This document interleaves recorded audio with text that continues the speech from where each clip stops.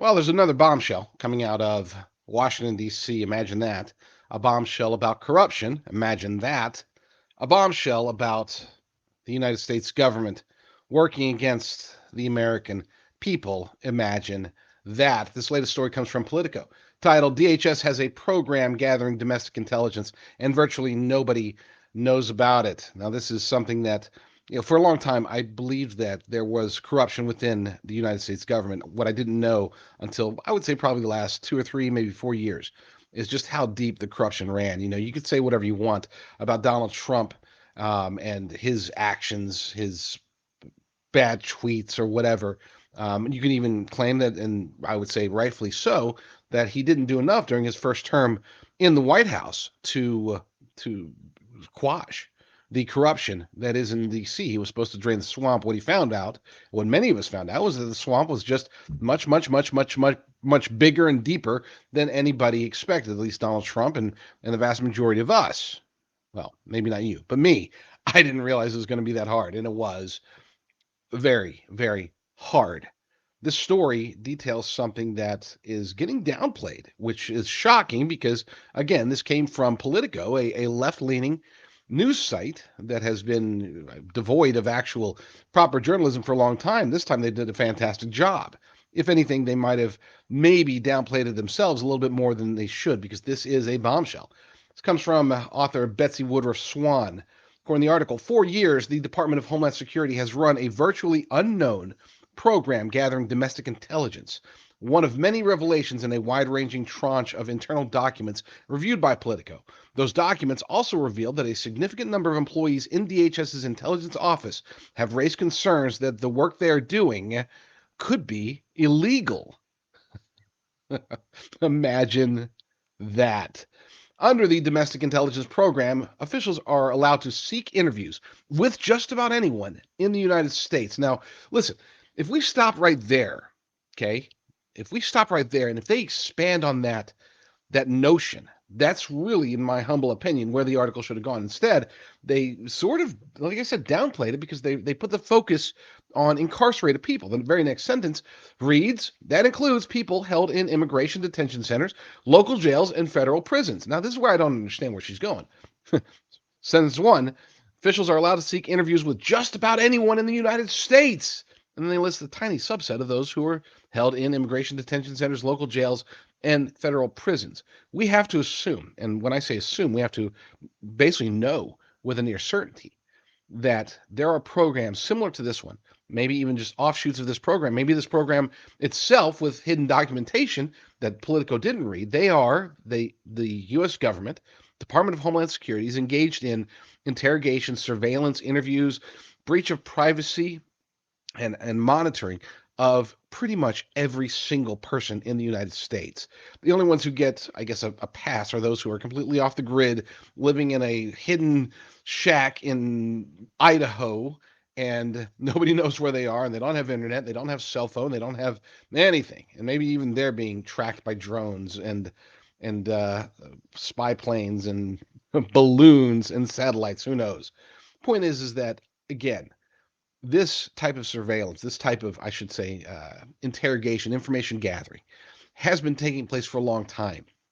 And for it to come out as a bombshell now is great. I'm glad that it is, but we need to do something about it. We need to talk to our members of not just in DC, not just members of the national legislature. I'm talking about, our own local and state legislators.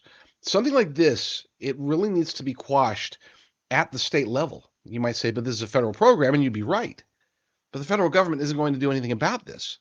You have to assume, and we often say, oh, Congress just doesn't know what's happening. There is oversight over this, and yet why are we just hearing about it now? Why is this coming out today in 2023 when it should have been out there for a while? They actually had a similar program to this that was put on hold for about a year over concerns of constitutional breach. And yet, again, we still didn't hear very much about it. Let me finish up this part of the article, and then I'll finish off my commentary. DHS's intelligence professionals have to say they're conducting intelligence interviews. In other words, hey, look, this is an intelligence interview. You don't have to do it. This is completely voluntary, but you don't need your lawyer. And as a matter of fact, don't call your lawyer. Just answer our questions. And we've seen it in fiction. We've seen on television. Oh, you're going to confess, or you're going to wait to lawyer up because it's going to get hard for you when it's not exactly how it goes. And many times it's actually worse than that. They do many of these corrupt law enforcement. I'm not talking about your average police officer who's trying to protect and serve. I'm talking about a lot of these deep state operatives, especially within our federal justice system. DHS, FBI, they will go further because they have this feeling of entitlement, this feeling of power over the people.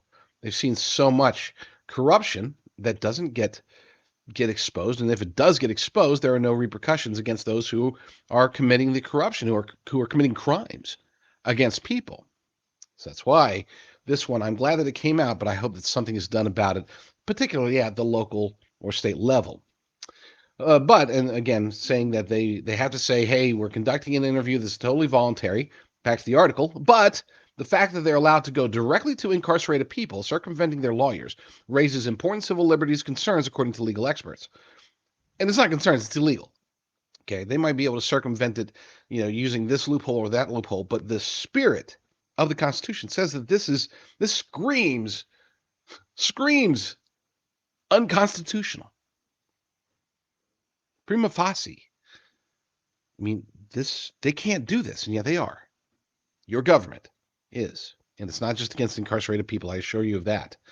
Back to the article. That specific element of the program, which has been in place for years, was paused last year because of internal concerns. DHS's Office of Intelligence and Analysis, which runs the program, uses it to gather information about threats to the U.S., including transnational drug trafficking and organized crime. But the fact that this low-profile office is collecting intelligence by questioning people in the U.S. is virtually unknown. The inner workings of the program, called the Overt Human Intelligence Collection Program, are described in the large tranche of internal documents Politico reviewed from the Office of Intelligence and Analysis. Those documents and additional interviews revealed widespread internal concerns about legally questionable tactics and political pressures. The documents also show that people working there fear punishment if they speak out about mismanagement and abuses. One unnamed employee, quoted in an April 2021 document, said leadership of INA's Office of Regional Intelligence, and this is a quote, is shady and runs like a corrupt government. That's probably the best assessment that we can get for this particular program.